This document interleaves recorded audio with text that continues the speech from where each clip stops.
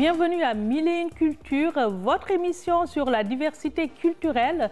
Dans cette émission, on va parler de cinéma, on va parler du Festival international du cinéma Vue d'Afrique avec Géraldine Lechêne, déléguée générale de Vue d'Afrique, et Kotimi Guira, chargée de la programmation. Bonjour Géraldine. Bonjour Hadi, bonjour à tous. Bonjour Kotimi Guira. Alors, merci d'avoir répondu à notre invitation. Avec plaisir. Voilà. Géraldine, on va commencer par parler de Vue d'Afrique. Vue d'Afrique qui est à sa 37e édition. Une passion, je pense, qui se transmet de père en fille, parce que portée d'abord par votre père, M. Gérald Lechêne. Oui, exactement, et il le porte toujours merveilleusement bien. Il a créé cette entreprise en 83 pour démarrer le premier festival en 85 avec des gens amis à lui, journalistes, gens de communication, qui voulaient montrer le meilleur de l'Afrique et des pays créoles en présentant le meilleur du cinéma ici au Québec, au Canada et à Montréal. Donc c'est comme ça qu'est né le tout. Et je l'accompagne pour qu'il travaille un peu moins, mais il travaille toujours autant. Donc, on en est très fiers et ça se transmet pas seulement de père en fille, mais aussi avec toutes les générations et toutes les personnes qui ont cette passion de notre continent et bien sûr de faire évoluer les choses. Voilà. Parlant d'évolution, de 83 à maintenant, j'imagine qu'il y a une évolution, quelque chose qui vous a marqué pendant cette période-là. La mission reste la même, mais qu'est-ce qui a changé en fait au fil des années? Qu'est-ce qui s'est rajouté à Vue d'Afrique? En fait, c'est très simple, Pradi. Généralement, on peut dire que toutes les tranches de 5 ans ont été des années fortes parce qu'il fallait marquer des coups, que ce soit au 5e, au 10e, au 15e, ainsi de suite. Mais chaque année, on évolue. Ce qui est merveilleux dans Vue d'Afrique, c'est qu'on s'adapte et on suit le fil de l'actualité, on suit les courants. Et actuellement, on est vraiment dans le numérique. Donc, on est fiers de se réadapter, de se réinventer et de suivre les moments forts pour être présent. C'est notre priorité première parce qu'on croit en ce que nous sommes et on veut amener Vue d'Afrique beaucoup plus loin. D'accord. Parlant de ce virage, concrètement, qu'est-ce que ça a donné? Ça s'est manifesté comment? On sait que Vue d'Afrique, avant, c'était des grandes rencontres, c'était des cinéastes qui étaient sur place. C'était aussi des projections de films avec des jurys qui étaient sur place. Puis, depuis 2 ans, avec la COVID et tout ce virage numérique, comment vous l'avez abordé concrètement? Ça a donné quoi? Comme tu le dis si bien, Radi, effectivement, avant c'était du présentiel. On espère revenir avec le avant, parce qu'il n'y a rien de tel que d'être en face d'un humain et de pouvoir non seulement le serrer dans ses bras, mais aussi de communiquer, d'échanger, de comprendre les expressions des regards. Donc c'est un festival international compétitif qui demeure compétitif actuellement aussi. Le virage numérique nous a permis en fait d'aller chercher un public beaucoup plus grand.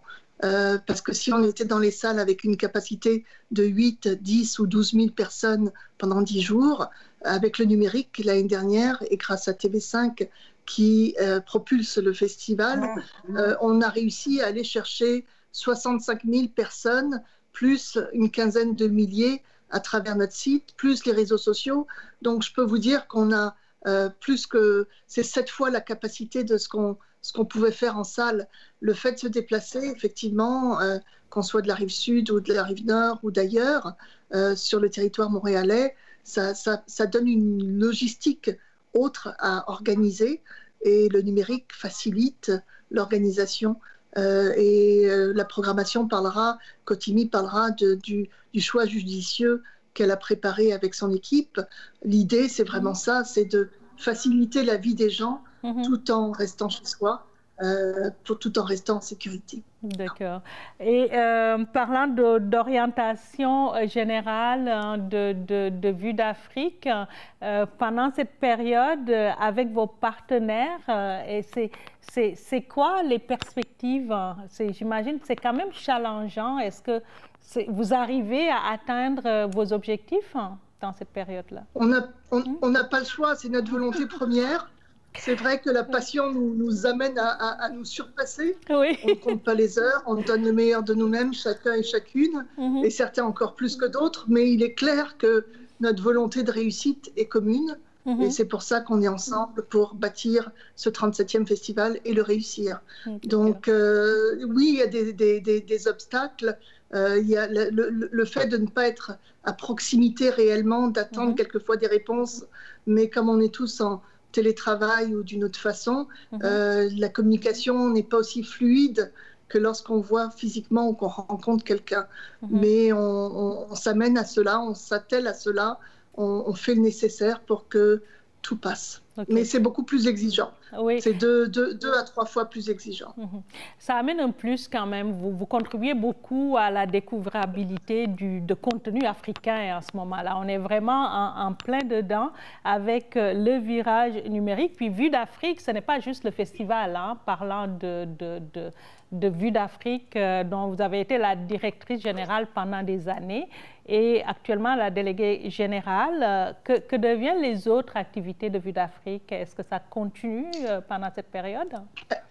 Oui, alors Vue d'Afrique, c'est à l'année. Hein. Vue d'Afrique, c'est l'organisme. C'est un jeu de mots que Gérard Lechêne, mon père, a créé. Aller aux vues, ça veut dire aller au cinéma. Au lieu d'appeler ça Cinéma d'Afrique, il a proposé Vue d'Afrique. On fait des activités d'art visuel avec le Rallye Expo de février à juin.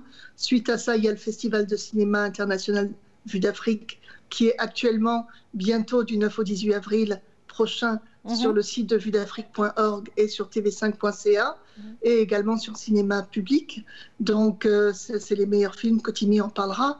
Également, tout de suite après, on a un événement estival qui est Vue d'Afrique Fête l'été, les ciné-spectacles au clair de lune, qui se font généralement au Parc La Fontaine et qui attirent pendant 4 jours 10 000 personnes. C'est cinéma en plein air, suivi évidemment précédé évidemment de spectacles d'origine africaine ou créole des artistes d'ici, et le tout avec de la gastronomie africaine et créole, des concours pour les enfants, des activités vraiment rassembleuses.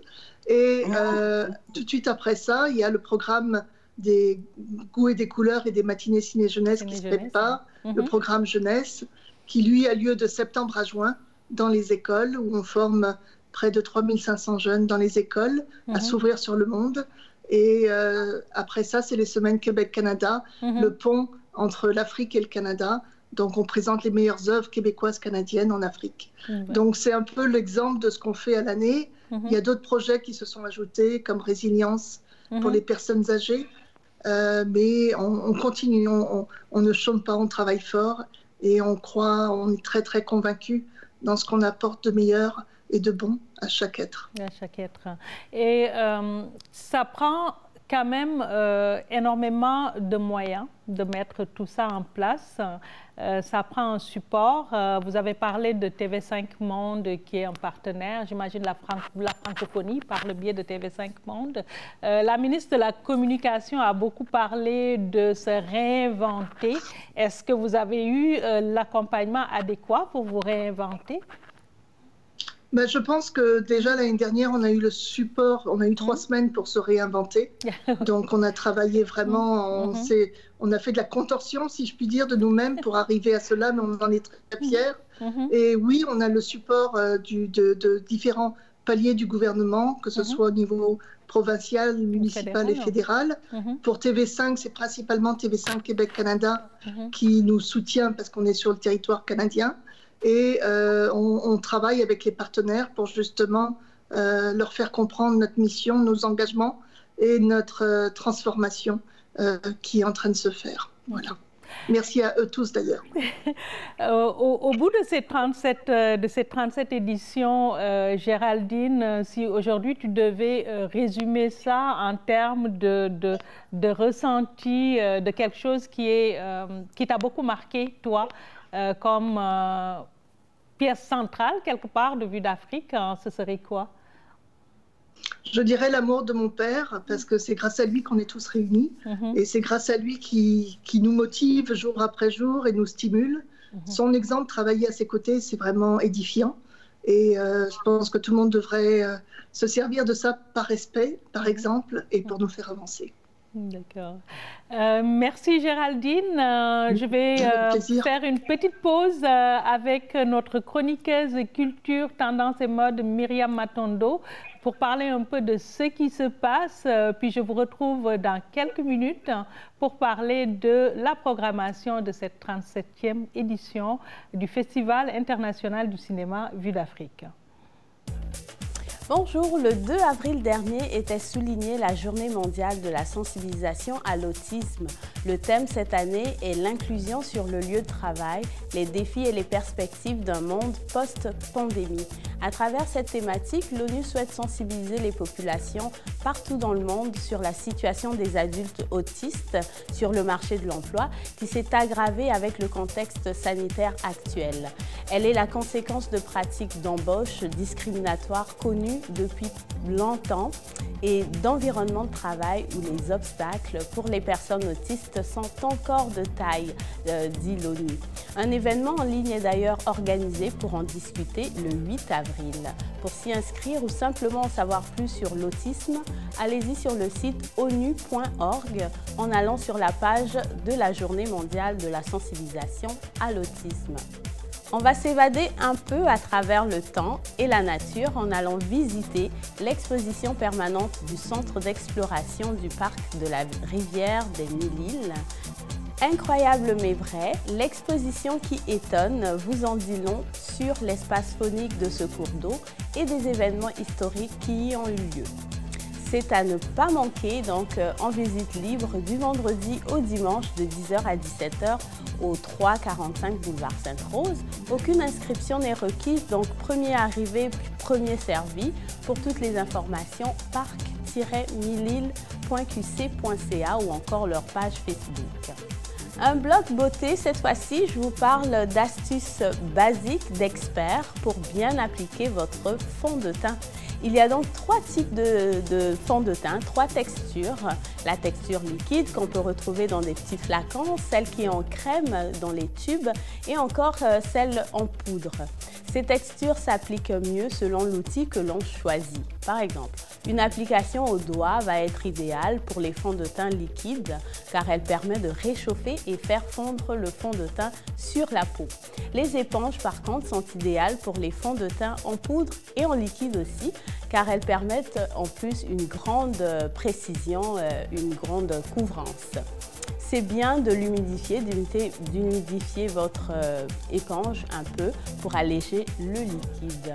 Le pinceau, quant à lui, fonctionne bien avec les 3 textures et la houppette, cette petite éponge plate, est idéale pour les poudres car elle permet un meilleur contrôle de la quantité et une meilleure harmonisation avec les autres produits. N'oubliez pas qu'une bonne routine toute simple de soins de visage contribue à une tenue optimale de votre fond de teint. Donc hydratation 2 fois par jour et l'exfoliation 1 à 2 fois par semaine. Je vous invite à découvrir les balados en pouvoir mental, présentés par Vers l'équilibre, un organisme communautaire pour la santé mentale qui est situé à Montréal.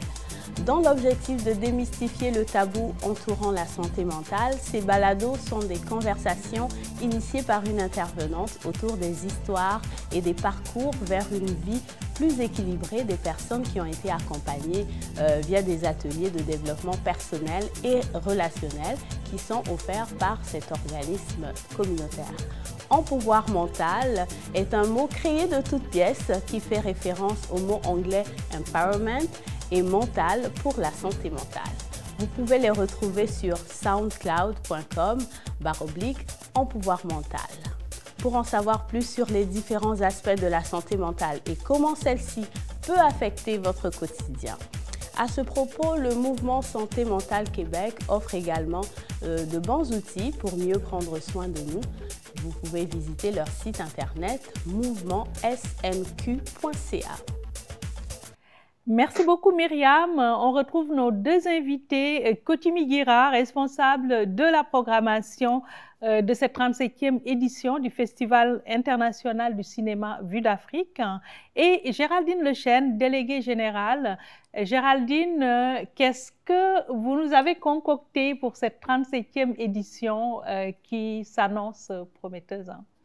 Donc, écoutez, je suis très heureuse d'être avec vous et j'aimerais vous présenter Kotimi Guira, qui s'occupe donc de toute la programmation internationale et qui chapeaute le festival au niveau des visuels.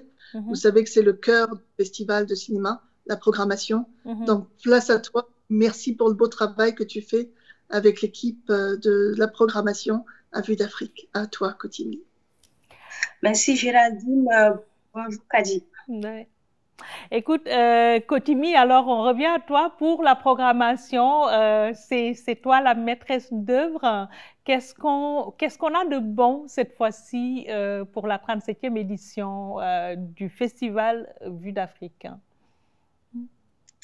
Cette année, on a 159 films issus de 55 pays, dont 33 pays africains. Donc, on peut dire que c'est 159 bijoux qu'on a préparés pour vous. D'accord. Et parmi ces bijoux, c'était quoi l'orientation? Est-ce qu'il y a des thématiques récurrentes? Qu'est-ce qui a guidé un peu votre programmation, en fait? En fait, la programmation est plus guidée par la diversité, que ce soit des sujets ou des pays. Les sujets, des fois, c'est les thèmes d'actualité. Par exemple, cette année, on a eu beaucoup de films qui traitent des femmes, de la condition des femmes sur toute la ligne. Et qui parlent de conditions de femmes aussi, ça touche un peu plus les enfants parce que quand les femmes sont touchées, immédiatement, les enfants sont aussi. Aussi, il y a des thèmes de vivre ensemble. Il y a les danses qui sont en jeu aussi parce que les gens, ils arrivent à s'exprimer par la danse. Il y a des thèmes de guerre qui reviennent, du djihadisme qui revient, mais ça revient sous d'autres formes. Ça montre aux gens que c'est pas parce qu'il y a la guerre que la vie s'arrête. Donc, les gens revivent après. Donc, on a à peu près ça. Aussi, il y a l'immigration qui revient sous plusieurs autres formes pour dire aux gens, c'est pas parce que vous allez ailleurs que vous allez trouver le bonheur que vous cherchez. Donc, tout ça, c'est à peu près les grands thèmes. Il y a l'environnement aussi qui revient sous plusieurs autres formes. D'accord. Et en dehors des films Vue d'Afrique, c'était aussi des rencontres, des conférences avec des réalisateurs ou des gens sur ces thématiques-là. Est-ce que dans la programmation, ça reste toujours d'actualité? Oui, ça reste toujours d'actualité. Par exemple, on aura des webinaires sur l'environnement avec des réalisateurs. On a choisi quelques réalisateurs pour parler de ce sujet-là avec des invités. Pour ce sujet-là. Il y a aussi la restitution des œuvres africaines à travers un film, Le Dieu Goût. Ça aussi, on a un webinaire. Il y a le film Héritage qui parle plus... Ça, c'est l'aspect des femmes qui rentrent en jeu. Donc, ça aussi, on a un webinaire parce qu'on a deux films qui parlent de l'héritage sous deux formes. Donc, tout ça, on a mis ces webinaires en place parce que quand le festival était physique, ces réalisateurs, ils allaient être là et avec le public, il y aura plus de conversations. Et nous, on sent à peu près les questions qui vont venir en avance. Donc, nous, on pose ces questions-là et on les écoute aussi, les enjeux qu'il y a autour de la production de ces films-là. Parce que c'est sûr que plus le film il est difficile, plus ils ont de la difficulté à tourner. Des fois, c'est même pas de la difficulté financière, mais c'est plus d'avoir les gens et d'avoir vraiment une bonne représentation de ce qu'ils veulent. Parce que comme des fois, c'est des sujets un peu tabous, les gens, ils se méfient un peu de parler à visage découvert. Donc, il faut peut-être trouver des gens pour les remplacer autrement. Donc, c'est tout ça que vous allez voir tout au long du festival, ces webinaires-là. On en a à peu près 10 webinaires qui vont passer. Voilà. Alors, un festival qui se déroule dans un contexte particulier avec cette pandémie de Covid-19. J'imagine que vous allez en parler. Ça a été challengeant pour tout le monde, mais particulièrement aussi pour le monde du spectacle, des arts. Est-ce que dans la programmation de cette 37e, c'est une dimension qui est prise en charge? En fait, c'est une dimension qui existe parce que quand on le veuille ou pas, on a toujours de la difficulté à quelque part. Mais il faut remarquer que la pandémie n'a pas touché l'Afrique comme les autres pays. Donc, j'étais tellement étonnée de voir qu'il y a eu beaucoup de productions au niveau des courts-métrages. Si vous remarquez dans notre programmation, on a plus de 57 fictions courts-métrages. Je pense que c'est une des rares fois d'avoir ce grand nombre de films. Ça veut dire les jeunes, ils ont produit, ils ont passé le temps confinés, ils ont écrit des scénarios. Quand ils avaient la possibilité, ils ont tourné. Donc ça, je peux dire que c'est un peu un bon point pour la programmation. Mais il faut remarquer que au niveau du transport pour les copies de projection, parce on les reçoit tous en numérique cette fois-ci. Donc, il y a eu beaucoup de difficultés, soit Internet ou parce que ça soit les réalisateurs de leur côté ou nous de notre côté, parce qu'ils prennent du temps pour télécharger les films. Ça, c'est un premier point. Le deuxième point, nous, on doit récupérer ces films-là. C'est de plus en plus lourd et beaucoup de gens utilisent Internet. Donc, la bande passante est de plus en plus faible. Donc, ça, c'est vraiment une difficulté. Mais l'autre aussi, c'est comme, je pense que c'est une des majeures, c'est la négociation avec les réalisateurs. Parce qu'il y en a, c'est plus la sécurité de leurs œuvres. Les courts-métrages, des fois, ça va, ça passe facilement, mais les longs-métrages, il faut passer beaucoup de temps à négocier avec eux. Il faut les assurer, en fait. C'est l'assurance qu'il faut. Donc, ça prend beaucoup plus de temps. Il faut négocier par courriel, par téléphone pour pouvoir dire aux gens, écoutez, ne vous inquiétez pas, ça va bien se passer. Votre film ne sera pas piraté. Donc, je pense que c'était un élément majeur. Mais on a réussi quand même parce que les fictions seulement, on a eu quoi? On a 11 fictions. L'année passée, les gens étaient un peu hésitants quand même parce qu'ils ne savaient pas trop. Mais au cours de l'année, les 12 mois qui se sont écoulés là, ils ont eu plus d'assurance, ils ont compris que non, leur peur vraiment c'était pas total. Donc, je pense que ça, c'est un élément on a pu vaincre. C'est une difficulté, mais quand même, on a pu vaincre. Donc, vous remarquez que le nombre de films, vraiment, ça témoigne que ce problème-là, on a su le relever autrement.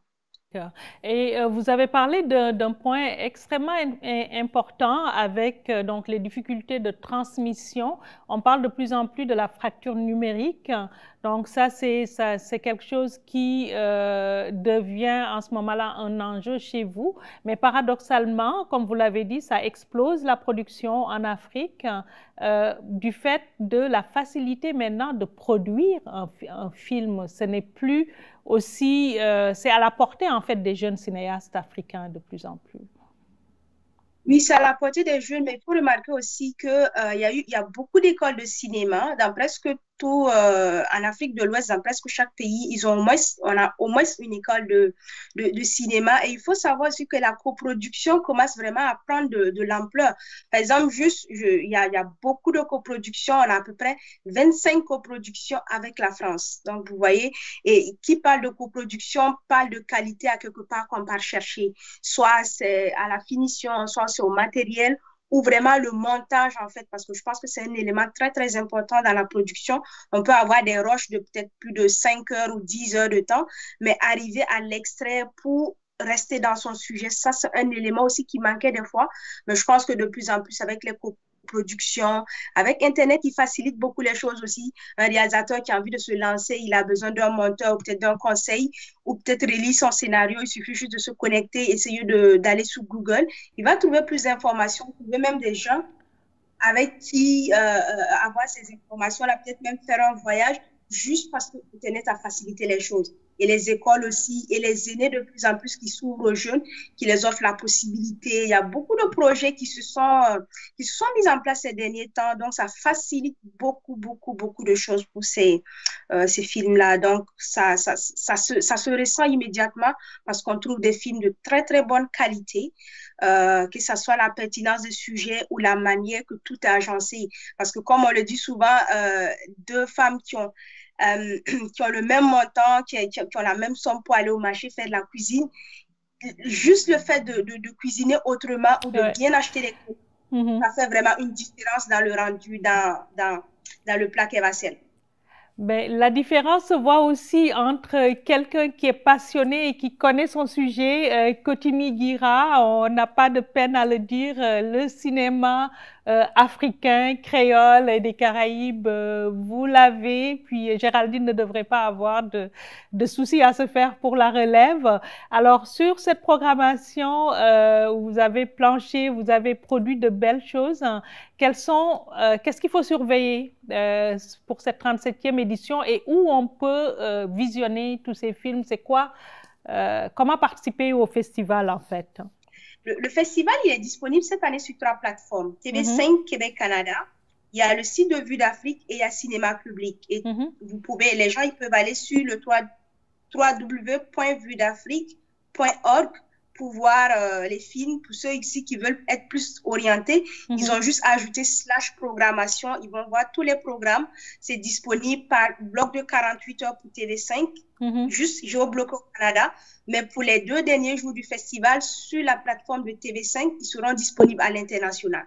Sur le site de Vue d'Afrique, tous les films sont disponibles à l'international. Cinéma Public, ils sont disponibles à l'international et au Canada. Il faut noter que l'année passée, les gens ils étaient un peu frustrés de ne pas voir notre festival à l'international. Donc, cette année, on a fait l'effort avec les partenaires qui ont accepté de mettre certains films à l'international. Donc, les gens seront servis de là où ils sont. Donc, c'est pas les 3 plateformes. Nos réseaux sociaux aussi, Facebook, Instagram, LinkedIn. Il y a l'information en continu. Les gens, ils pourront voir les films, déjà faire leur programme. Parce que comme des fois, c'est 48 heures, ça passe tellement vite qu'il ne faut pas attendre que le film passe avant de demander. Il faut déjà regarder sur nos réseaux sociaux, notre site Internet pour se faire déjà le programme.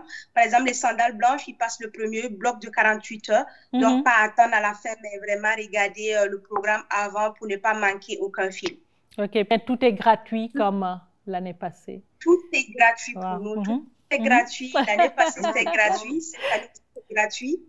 Cette année, c'est gratuit parce que, comme on l'a dit, on montre vraiment des films, des réalités de l'Afrique pour montrer aussi que l'Afrique, c'est pas ce que les gens pensent. Donc, peuvent aller voir ce qui se passe en Afrique, les rapprochements de culture, l'amour de vivre, l'amour de soi, et puis aussi la combativité de ces jeunes et de ces femmes-là qui montrent que la vie existe partout où on est. Des thématiques super intéressantes, surtout en cette période de décennie des personnes d'ascendance africaine. Donc, un moment pour faire connaître, valoriser les cultures africaines et d'ascendance africaine. Kotimi Gira, on va se quitter sur un film, un extrait de quelque chose qui va vous chercher. Vous avez parlé d'héritage. Est-ce qu'on se quitte sur un extrait de cette production? Oui. On se quitte sur Héritage. Alors, on va se quitter sur un extrait de Héritage, donc un film qui touche beaucoup Kotimi Gira en tant que femme. Et n'hésitez pas à visiter le site de Vue d'Afrique pour voir cette belle programmation qui est offerte pendant le festival. Quant à nous, on vous donne rendez-vous la semaine prochaine pour un autre épisode de Mille et une cultures.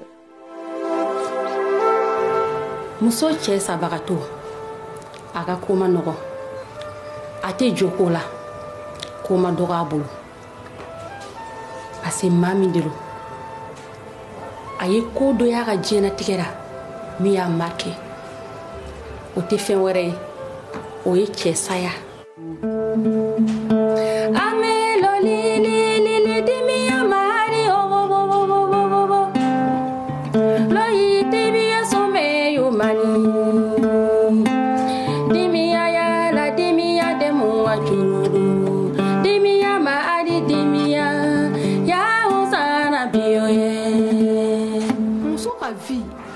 Samwa ka tila ka san dange tribunal la e bɛ mun wɛrɛ kɛ bilen.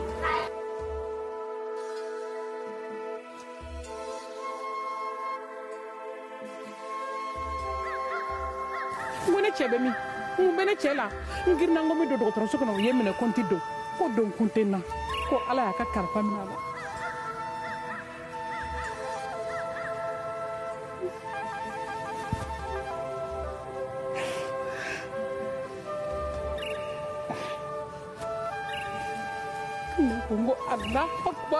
Depuis bani kɛra ma passion sɔrɔ papier foyi ma dilan ka d'an ma foyi ma ɲɛnabɔ.